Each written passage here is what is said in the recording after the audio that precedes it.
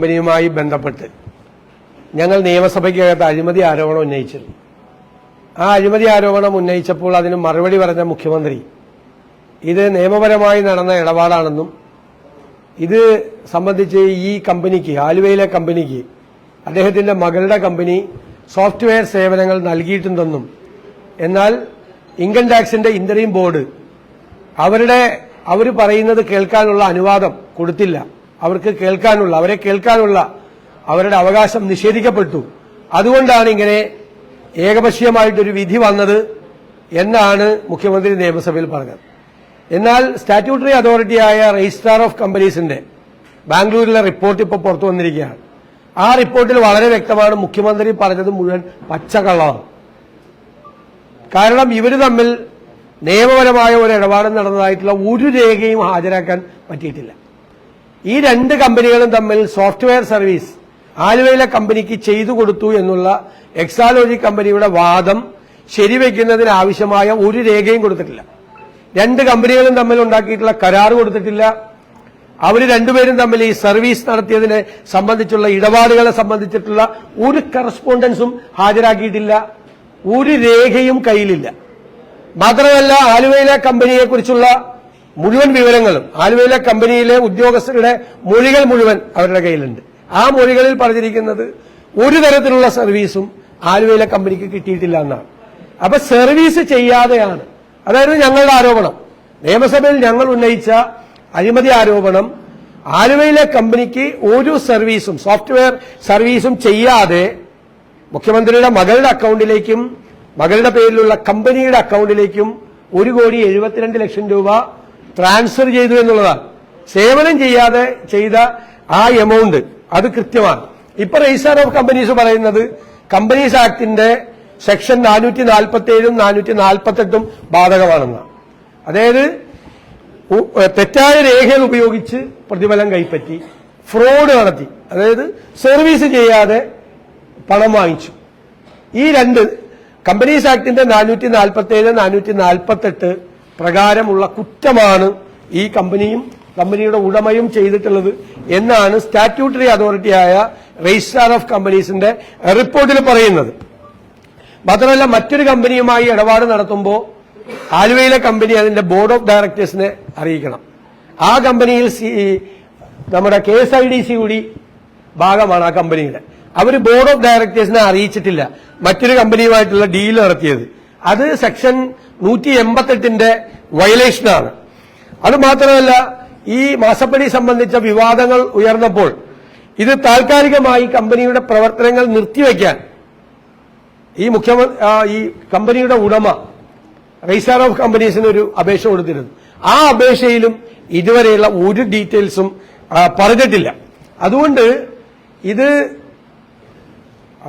കള്ളപ്പണം വെളുപ്പിച്ചതിന്റെയും അതിന്റെ നിയമത്തിന്റെയും, അതായത് മണി ലോണ്ടറിംഗ് ആക്ടിന്റെ, പ്രിവെൻഷൻ ഓഫ് മണി ലോണ്ടറിംഗ് ആക്ടിന്റെയും പ്രിവെൻഷൻ ഓഫ് കറപ്ഷൻ ആക്ടിന്റെയും പരിധിയിൽ വരും എന്നാണ് ഇതിന്റെ ഫൈൻഡിങ്. അതാരാ അന്വേഷിക്കേണ്ടത്? അവിടെയാണ് വിഷയം.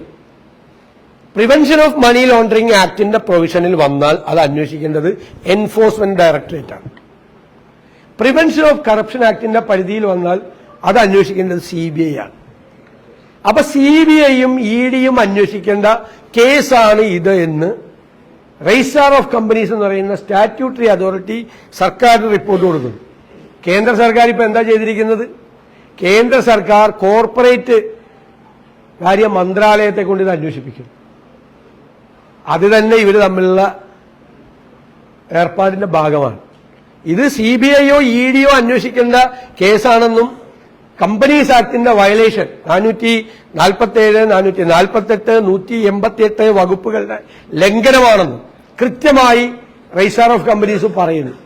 അത് അന്വേഷിക്കേണ്ടതാണ് എന്ന് പറയുന്നു. അവർ ശുപാർശ ചെയ്യുന്നു.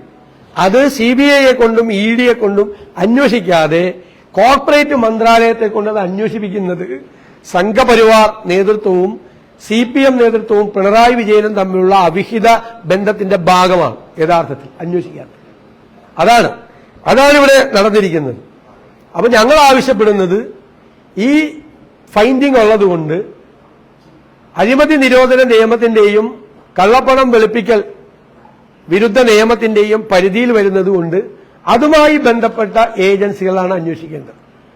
ആ ഏജൻസികളെയും പൂർണ്ണമായി വിശ്വസിക്കാൻ പറ്റാത്തതുകൊണ്ട് കോടതിയുടെ മേൽനോട്ടത്തിൽ ഒരു അന്വേഷണം നടത്തണം എന്നാണ് ഞങ്ങൾ ആവശ്യപ്പെടുന്നത്. അതാണ് ഞങ്ങളുടെ ഡിമാൻഡ്. അല്ല, ഇത് അന്വേഷിക്കേണ്ട ഏജൻസി രണ്ട് ഏജൻസിക്ക് അന്വേഷിക്കാൻ പറ്റുള്ളൂ. ഒന്ന് CBIക്ക്, കാരണം കേരളത്തിലെ വിജിലൻസ് അന്വേഷിച്ചാൽ പോരല്ലോ. ഇത് ഇന്റർ സ്റ്റേറ്റ് റാമിഫിക്കേഷൻസ് ഉള്ള കേസാണ്, രണ്ട് സംസ്ഥാനങ്ങൾ ബന്ധപ്പെട്ടിട്ടുള്ള. അപ്പൊ CBIക്ക് അന്വേഷിക്കാൻ പറ്റുള്ളൂ. പ്രിവെൻഷൻ ഓഫ് കറപ്ഷൻ ആക്ട് വരുന്ന വയലേഷൻ, കറപ്ഷൻ നടന്നിട്ടുണ്ടെന്നാണ് ഫൈൻഡ്. അപ്പൊ CBIക്ക് അന്വേഷിക്കാൻ പറ്റുള്ളൂ. കർണാടക പോലീസിനോ കേരള പോലീസിനോ കർണാടക വിജിലൻസിനോ കേരള വിജിലൻസിനോ അവരുടെ ജൂറിസ്ഡിക്ഷനിൽ വരില്ല. അപ്പൊ CBI ആണ്. Money laundering act, prevention of money laundering act അനുസരിച്ചുള്ള വയലേഷൻ അന്വേഷിക്കേണ്ടത് എൻഫോഴ്സ്മെന്റ് ഡയറക്ടറേറ്റ് ആണ്. അത് രണ്ടും അന്വേഷിക്കാതെ കോർപ്പറേറ്റ് മന്ത്രാലയത്തിന് എന്താ അന്വേഷിക്കാൻ? അതിനേക്കാളും പ്രധാനപ്പെട്ട സ്റ്റാറ്റ്യൂട്ടറി അതോറിറ്റി അല്ലേ? മന്ത്രാലയത്തെക്കാൾ പ്രധാനപ്പെട്ട സ്റ്റാറ്റ്യൂട്ടറി അതോറിറ്റിയാണ് ROC, രജിസ്ട്രാർ ഓഫ് കമ്പനീസ്.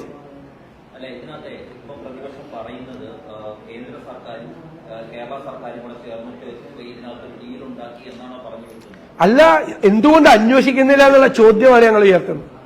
നേരത്തെ തന്നെ SNC ലാവ്ലിൻ കേസിൽ, സ്വർണ്ണ കള്ളക്കടത്ത് കേസിൽ, ലൈഫ് മിഷൻ കോഴ കേസിൽ, ഇതിലെല്ലാം ഇവർ തമ്മിലൊരു ധാരണയുണ്ടാക്കിയിട്ടുണ്ട്. അപ്പൊ ഞങ്ങള് ഈ കേസിലും ഈ മാസപ്പടി കേസിലും കരുവന്നൂർ EDയുടെ അന്വേഷണത്തിലും ഒക്കെ ഞങ്ങൾ സൂക്ഷ്മമായി നിരീക്ഷിച്ചുകൊണ്ടിരിക്കുകയാണ്. തെരഞ്ഞെടുപ്പ് സായാഹ്നം കൂടിയാണ്. ഇവർ തമ്മിൽ സെറ്റിൽമെന്റ് ഉണ്ടാക്കാനുള്ള വകുപ്പാക്കി ഇതിനെ മാറ്റുമോ എന്ന് ഞങ്ങൾ സംശയിക്കുന്നു. ഞങ്ങള് നേരത്തെയുള്ള മുൻകാല അനുഭവങ്ങളുടെ പശ്ചാത്തലത്തിലാണ് ഞങ്ങൾ സംശയിക്കുന്നത്. അതിനോട് ആഡ് ചെയ്യാനുള്ള ഒരു കാര്യം, ഈ ഇന്നലെ പുറത്തു വന്ന റിപ്പോർട്ട് ROCയുടെ സൈറ്റിൽ ഇപ്പോൾ ഇല്ല. ആ റിപ്പോർട്ട് ഉണ്ട്, പക്ഷെ റിപ്പോർട്ടിന്റെ ഹെഡിംഗ് ഉണ്ട്, എക്സാലോജിക്കെതിരായ റിപ്പോർട്ട് എന്നുള്ള ഹെഡിംഗ് ഉണ്ട്, പക്ഷെ അതിലേക്ക് കണ്ടന്റ് ഇല്ല. പക്ഷെ ഇന്നലെ വരെ ഉണ്ടായിരുന്നു. അതൊക്കെ ഇപ്പൊ ആളുകളുടെ കയ്യിൽ കിട്ടിയല്ലോ, നമ്മുടെയൊക്കെ കയ്യിലുണ്ട്. നമ്മുടെ എല്ലാവരുടെ കയ്യിൽ കിട്ടി. ഇതിപ്പോ രേഖകളിൽ നിന്നും മാറ്റിയിട്ട് കാര്യമുള്ളൂ. എനിക്കറിയില്ല, ആയിരിക്കും. രണ്ട് സ്റ്റേറ്റുകൾ തമ്മിലുള്ള കേസാണ്. അപ്പം ഒരു ഹൈക്കോടതി അന്വേഷണം പോലെ സുപ്രീം കോടതി നേരിട്ട് ഏതെങ്കിലും റിട്ടയർഡ് ജഡ്ജോ അല്ലെങ്കിൽ നിലവിൽ സിറ്റിംഗ് ആയ ജഡ്ജിയുടെ നേതൃത്വത്തിലോ അങ്ങനെ സുപ്രീം കോടതി മേൽനോട്ടത്തിൽ അന്വേഷണം വേണമെന്നാണ് പ്രതിപക്ഷ ആവശ്യം. അല്ല, ഇത് യഥാർത്ഥത്തിൽ ഇത് ക്രൈമാണ് നടന്നിരിക്കുന്നത്. ക്രൈം അന്വേഷിക്കേണ്ടത് കൺസേൺഡ് ആയിട്ടുള്ള ഏജൻസികളാണ്. ഈ ഏജൻസികൾ സെറ്റിൽ ചെയ്യുമെന്നുള്ള പേടി കൊണ്ടാണ് കോടതിയുടെ ഇത്. അത് നമ്മൾ നിയമപരമായ വശം തേടിയിട്ട് ഞങ്ങളത് പറയും. നിയമപരമായ ഒരു പഠനവും കൂടി നടത്തിയിട്ട് ഏത് കോടതിയുടെ നേതൃത്വത്തിലാണ് ഇത് അന്വേഷിക്കേണ്ടത് എന്ന് പറയും. എവിടെയാണ് ഒഫൻസ് നടന്നത് എന്ന് നോക്കിയിട്ടാണ്.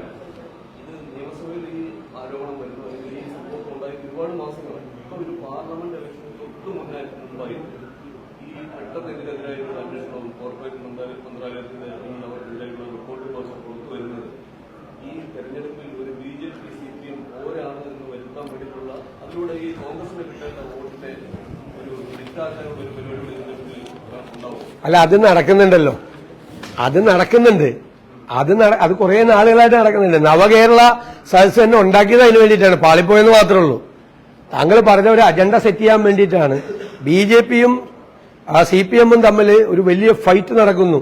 അതിനാണ് ഗവർണർ മുഖ്യമന്ത്രി നാടകങ്ങൾ ഉണ്ടായത്. അതിനു വേണ്ടിയിട്ടാണ് സാമ്പത്തിക കാര്യങ്ങളിൽ കേന്ദ്ര ഗവൺമെന്റും സംസ്ഥാന ഗവൺമെന്റും പ്രശ്നമാണ് എന്ന് വരുന്നത്. ഇപ്പൊ സുപ്രീം കോടതിയിലേക്ക് പോകുന്നത്, ഇപ്പൊ സമരം ചെയ്യാൻ പോകുന്നത്, ഇതെല്ലാം ഈ അജണ്ട സെറ്റ് ചെയ്യാൻ വേണ്ടിയാണ്, രാഷ്ട്രീയമായ അജണ്ട. ഇതുപോലെ തന്നെയാണ് കഴിഞ്ഞ പ്രാവശ്യം ചെയ്തത്. നിയമസഭാ തെരഞ്ഞെടുപ്പിന് തൊട്ടു മുമ്പ് കേരള സർക്കാരിനെ വേട്ടയാടുന്നു കേന്ദ്ര ഏജൻസികൾ, മനസ്സിലായില്ലേ? പിണറായി വിജയനെ വേട്ടയാടുന്നു എന്ന് BJP ഗവൺമെന്റ് വേട്ടയാടുന്നു എന്ന് വരുത്തി തീർക്കുക, എന്നിട്ട് സെറ്റിൽ ചെയ്യുക. ഈ ഗവർണറെ കൊണ്ട് ഗവർണറും മുഖ്യമന്ത്രിയും തമ്മിലുള്ള കാര്യത്തിൽ ഞങ്ങളെടുത്ത നിലപാട് അതുകൊണ്ടല്ല. അവരേത് സമയത്ത് സെറ്റിൽ ചെയ്യും. ഇതിനു മുമ്പ് നിരവധി പ്രാവശ്യം സെറ്റിൽ ചെയ്തിട്ടുണ്ട്. അങ്ങോട്ടും ഇങ്ങോട്ടും ഒരുമിച്ച് ചേർന്നുകൊണ്ട് നിയമവിരുദ്ധമായ കാര്യങ്ങൾ ചെയ്തിട്ടുണ്ട്. ഇടയ്ക്ക് ഇവർ തമ്മിൽ ഭയങ്കര ഫൈറ്റ്. മനസ്സിലായി? ഇതെല്ലാം ജനങ്ങളെ കബളിപ്പിക്കുന്നതിന് വേണ്ടിയിട്ടാണ്. അക്ഷരാർത്ഥത്തിൽ സംഘപരിവാർ ശക്തികളും കേരളത്തിലെ CPM നേതൃത്വവും തമ്മിൽ ഒരു അവിഹിതമായ ബന്ധമുണ്ട്. 3 കേസുകൾ അതിൽ ഏറ്റവും വലിയ തെളിവാണ്. ഇപ്പൊ കരുവന്നൂരിൽ നോക്കിക്കോ നിങ്ങൾ, കരുവന്നൂരിൽ ബഹളമൊക്കെ ഉണ്ടാക്കുവാണ്. അവസാനം അവിടെ തൃശൂർ പാർലമെന്റ് ഇലക്ഷന്റെ സെറ്റിൽമെന്റിലേക്കാണ് പോകുന്നത്. നമുക്ക് നോക്കാം, കാത്തിരുന്ന് കാണാം. നിലപാടില് ഈ CPM ഗവൺമെന്റിനെതിരെ വരുമ്പോൾ മാത്രമാണ് ഇത്ര ഉദാരമായി കേന്ദ്ര ഏജൻസികളെ പിന്തുണയ്ക്കുന്നതാണ് അവർ ആരോപണമായി ഉന്നയിക്കുന്നത്. ഇപ്പൊ നാഷണൽ ഹെറാൾഡ് കേസ്, വയലാരവിയുടെ മകനെതിരെ സമാനമായി കമ്പനി ആക്ഷൻ സെറ്റുള്ള കേസ് വരുന്നു. അങ്ങക്ക് തന്നെ കേന്ദ്ര ഏജൻസിയെ കുറിച്ചല്ല, അങ്ങേക്ക് തന്നെ ED അങ്ങക്കെതിരെ കേസ്. അപ്പൊ ഇങ്ങനെ രാഷ്ട്രീയ എതിരാളികളെ ഇങ്ങനെ BJP കേന്ദ്ര സർക്കാർ ഇങ്ങനെ വേട്ടയാടുന്നു. AICC കോൺഗ്രസിന്റെ നിലപാടാണ്. പക്ഷെ കേരളത്തിൽ വരുമ്പോൾ മാത്രം ഇത്തരം കേസ് കേന്ദ്ര ഏജൻസികൾ ഇങ്ങനെ വരുന്ന രാഷ്ട്രീയപരമായ ആക്രമണത്തെ അങ്ങ് പൂർണ്ണമായി ഈ കേന്ദ്ര ഏജൻസിക്കൊപ്പം നിൽക്കുക, മറ്റ് വിഭാഗങ്ങളിൽ മറിച്ചൊരു അഭിപ്രായം പറയും. നല്ല മനോഹരമായ ചോദ്യമാണ്. ഞാൻ അതിന് ഉത്തരം പറയാം.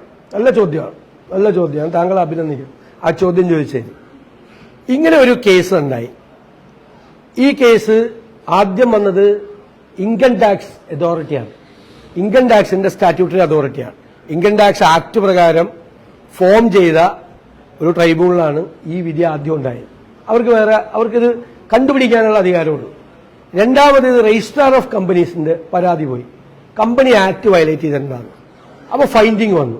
രണ്ട് ഫൈൻഡിങ്ങും സമാനമായ ഫൈൻഡിംഗ് ആണ്, തെളിവുകളുടെ പിൻബലത്തോടു കൂടിയിട്ടുള്ള ഫൈൻഡിംഗ് ആണ്.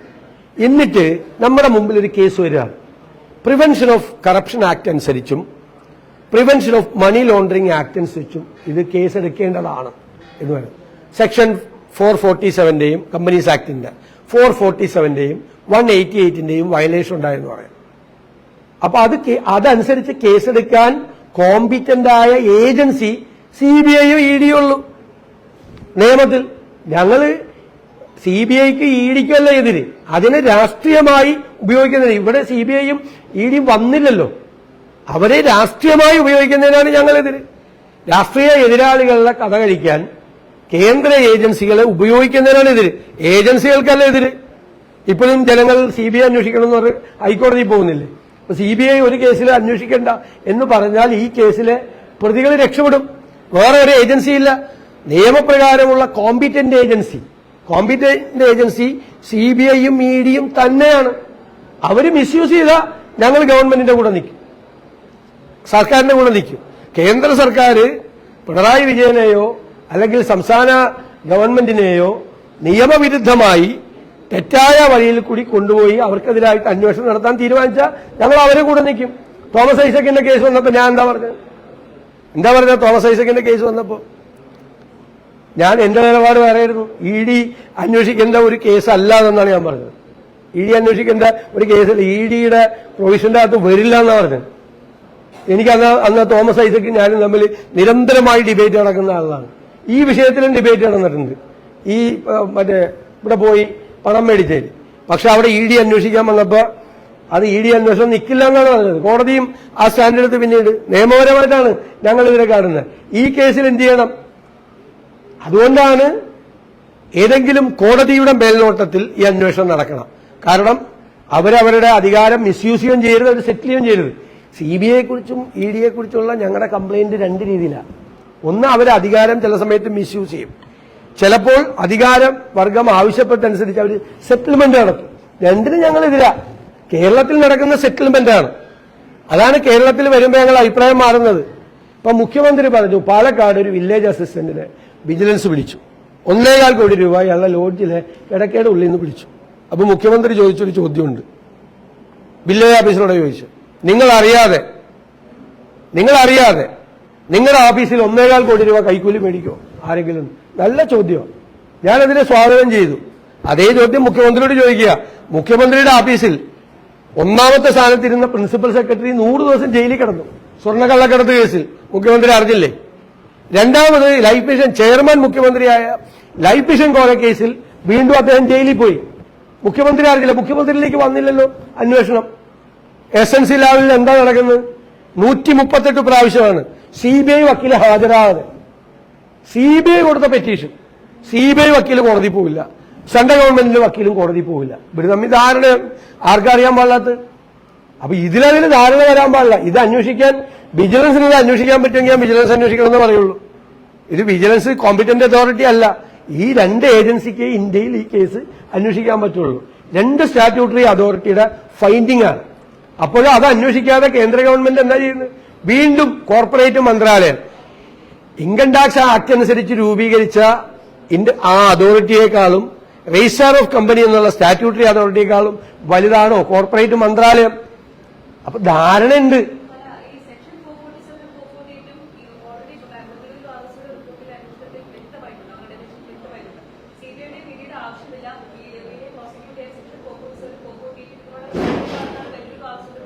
അതെ, ആ വ്യത്യാസം പറയാം. ROC ഒരു സ്റ്റാറ്റ്യൂട്ടറി അതോറിറ്റിയാണ്, ഫൈൻഡിംഗ് ആണ്. അവർക്ക് ഇൻവെസ്റ്റിഗേറ്റിംഗ് പവേഴ്സ് ഇല്ല. കമ്പനീസ് ആക്ടിൽ വേറെ ഇൻവെസ്റ്റിഗേഷൻ, വേറെ എൻക്വയറി വേറെ. ഇത് ഒരു കമ്പനീസ് ആക്ടിന്റെ പരിധിയിൽ നിന്നുകൊണ്ടുള്ള ഒരു അന്വേഷണത്തിൽ നിന്ന് കിട്ടിയതാണ്. ഈ ഇൻവെസ്റ്റിഗേഷൻ നടത്തേണ്ടത് വേറെ ഏജൻസിയാണ്, ഇൻവെസ്റ്റിഗേറ്റിംഗ് പവേഴ്സ് ഉള്ള ഏജൻസിയാണ്. അപ്പൊ അത് ഇവർക്ക് ഈ ശിക്ഷ വിധിക്കാൻ പറ്റുമോ? അല്ലെങ്കിൽ അല്ല, ഞാൻ പറഞ്ഞത് ROCക്ക് ഒരു കോടതിയിൽ ചാർജ് ഷീറ്റ് കൊടുക്കാൻ പറ്റുമോ? പറ്റില്ല. 447, 448 അനുസരിച്ച് ഇവർ കുറ്റക്കാരാണെന്ന് പറഞ്ഞ് ഏതെങ്കിലും ഒരു കോടതിയിൽ, ഒരു ട്രയൽ കോർട്ടിൽ, ED കോർട്ടിലോ CBI കോർട്ടിലോ ഒരു കുറ്റപത്രം സമർപ്പിക്കാൻ ROCക്ക് പറ്റില്ല. കുറ്റപത്രം സമർപ്പിക്കണമെങ്കിൽ ചാർജ് ഷീറ്റ് സമർപ്പിക്കാൻ കോമ്പിറ്റന്റ് ആയ ഏജൻസി അന്വേഷണം നടത്തിയിട്ട് കൊടുക്കാൻ പറ്റില്ല. അതാ വ്യത്യാസം.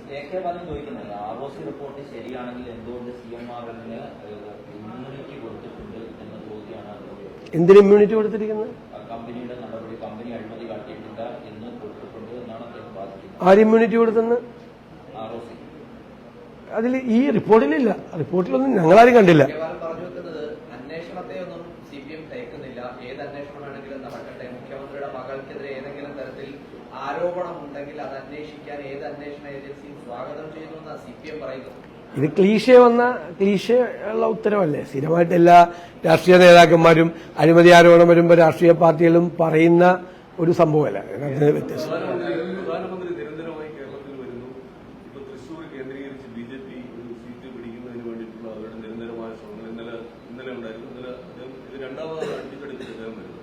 അപ്പൊ അങ്ങ് പറയുന്നത് ഈ കരുവന്നൂർ അവിടെ നടക്കുന്ന ഇപ്പോഴത്തെ അന്വേഷണം ഈ തൃശ്ശൂരുമായി ബന്ധപ്പെടുത്തിയുള്ള ഒരു സെറ്റിൽമെന്റ് ആണെന്നാണ് അങ്ങ് പറയുന്നത്. അത് അങ്ങ് ഉത്തരവാദിത്തത്തോടുകൂടി തന്നെയാണ്. തീർച്ചയായിട്ടും ഞാൻ നേരത്തെ ആവർത്തിച്ച് പറഞ്ഞിട്ടുള്ളതാണ്. നിങ്ങൾ കരുവന്നൂരിലെ അന്വേഷണം വളരെ ശക്തമായ സമയത്ത് നിങ്ങളോട് തന്നെ ഞാൻ പറഞ്ഞിട്ടുണ്ട്, ഇതെങ്ങനെയാണ് അവസാനിക്കാൻ പോണെന്ന് നോക്കുന്നത്. ഇത് അവസാനിക്കുന്നില്ലല്ലോ. ഇതിങ്ങനെ പോവല്ലേ, അത് അവസാനിക്കില്ലല്ലോ.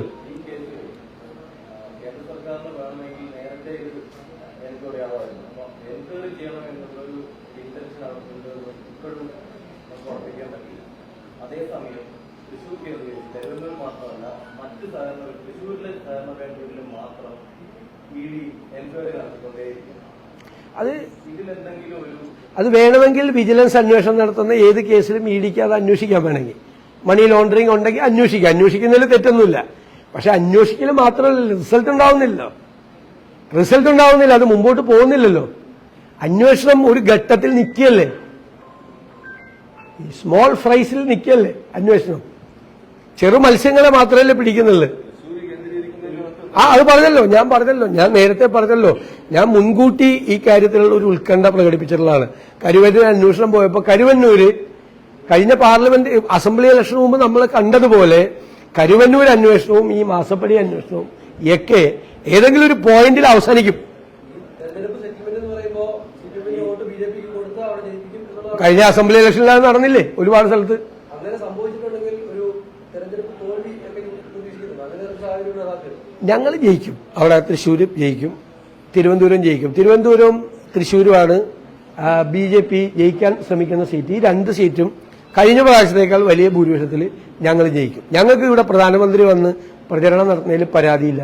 അദ്ദേഹം പ്രധാനമന്ത്രി മാത്രമല്ല, BJPയുടെ രാഷ്ട്രീയ നേതാവാണ്. എല്ലാ ജില്ലയിലും എല്ലാ പാർലമെന്റ് സീറ്റും പോയി അദ്ദേഹം പ്രചരണം നടത്തിക്കോട്ടെ. അതൊക്കെ ജനാധിപത്യപരമായ അവകാശമാണ്. പ്രധാനമന്ത്രി കേരളത്തിലേക്ക് വരാൻ പാടില്ല, തൃശ്ശൂരിലേക്ക് വരാൻ പാടില്ല എന്നൊന്നും ഞങ്ങൾ പറയില്ല.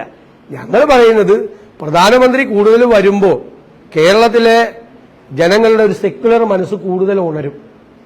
ഞങ്ങൾ വിചാരിച്ചിരിക്കുന്നത് കേരളത്തിലെ മജോറിറ്റി ആളുകൾ സെക്യുലറാണെന്നാണ്, മതേതര ചിന്തയുള്ളവരാണെന്ന്. അതുകൊണ്ടാണ് BJPക്ക് ഇവിടെ കളം പിടിക്കാൻ പറ്റാത്തത്. BJP കേരളത്തിൽ അപ്രസക്തമാണ്. BJPക്ക് ഒരു കാരണവശാലും ഈ പാർലമെന്റ് ഇലക്ഷനിൽ ഒരു സീറ്റ് പോലും നേടാൻ പറ്റില്ല എന്നാണ് ഞങ്ങളുടെ വിശ്വാസം. അവർ ഒരു സീറ്റ് പോലും ജയിക്കാതിരിക്കുന്നത് ഞങ്ങൾ ഉറപ്പുവരുത്തുകയും ചെയ്യും. തൃശ്ശൂർ സീറ്റ് BJPക്ക് കിട്ടാൻ വേണ്ടിയിട്ടുള്ള സെറ്റിൽമെന്റ് ആണോ ഇപ്പം ED കേസിലും ടെക്നോളജി കേസിലും നടത്തുന്നത്? ഞങ്ങൾക്കത് സംശയമുണ്ട്. അതാണ് ഞാൻ പറയാം, മുൻ 3 കേസുകളെ അടിസ്ഥാനമാക്കിയ ഒരു സംശയമുണ്ട്. അസംബ്ലി ഇലക്ഷന് മുമ്പുണ്ടായ 3 കേസുകളാണ് സ്വർണ്ണക്കള്ളക്കടത്ത് കേസ്, ലൈഫ് മിഷൻ കോഴ കേസ്, SNC ലാവ്ലിൻ കേസ്. അതിന് പകരം കുഴൽപ്പണ കേസിൽ BJP സംസ്ഥാന പ്രസിഡന്റിനെ സഹായിച്ചു, മുഖ്യമന്ത്രി പിണറായി വിജയൻ സഹായിച്ചു. കേസിൽ പ്രതിയായില്ല, കൃത്യമായ തെളിവുണ്ടായിട്ടും കേസിൽ പ്രതിയാകാതെ സഹായിച്ചു, പരസ്പരം സഹായിച്ചു. ധാരണയാണ്. ആ ധാരണ വീണ്ടും പാർലമെന്റ് ഇലക്ഷന് മുമ്പ് ഉണ്ടാകുമോ എന്ന് ഞങ്ങൾ ഈ 2 കേസിലും സംശയിക്കുന്നു. തൃശ്ശൂർ കേന്ദ്രീകരിച്ച് നടക്കുന്ന ഈ ED അന്വേഷണം അവസാനം എവിടെ എത്തും? EDക്ക് അന്വേഷിക്കാൻ കോമ്പിറ്റന്റ് ആണ്. കാരണം വിജിലൻസ് അന്വേഷിക്കുന്ന മണി ലോണ്ടറിംഗ് ഒരു കേസ് EDക്ക് അന്വേഷിക്കാം. പക്ഷെ വരുന്ന നമുക്ക് നോക്കാം.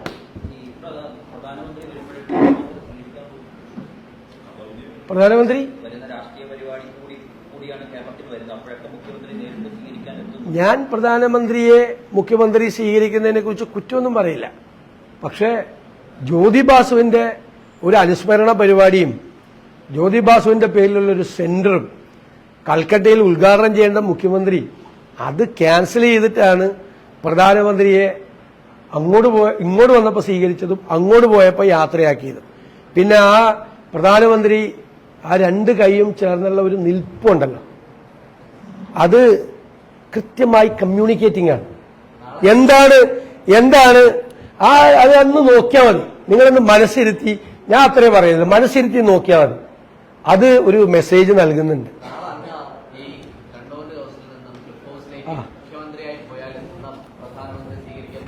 അല്ല, ഞാൻ പറഞ്ഞത് അതല്ല. ഏത് മുഖ്യമന്ത്രിയും, കോൺഗ്രസ് മുഖ്യമന്ത്രിയാണെങ്കിലും പ്രധാനമന്ത്രിയെ സ്വീകരിക്കാൻ പോകുന്നതിൽ തെറ്റില്ല, യാത്ര അയക്കാൻ പോകുന്നതിലും തെറ്റില്ല എന്ന് ഞാൻ ആദ്യം പറഞ്ഞല്ലോ. പക്ഷെ ആ നിപ്പുണ്ടല്ലോ, ആ നിപ്പ് നിങ്ങളൊന്ന് മനസ്സിരുത്തിയൊന്ന് നോക്കിയാൽ മതി. കേരളത്തിലെ ജനങ്ങൾ അത് മനസ്സിരുത്തി കാണുന്നുണ്ട്. ആ കൈ ചേർത്ത് പിടിച്ച് കേരളത്തിലെ മുഖ്യമന്ത്രി ഇരട്ടച്ചങ്കൻ എന്ന് അണികളെ കൊണ്ട് വിളിപ്പിച്ചിരിക്കുന്ന ഈ മുഖ്യമന്ത്രി ഇത്രയും വിനയാന്വിതനായി, ഇത്രയും നല്ല മനുഷ്യനായി, ഇത്രയും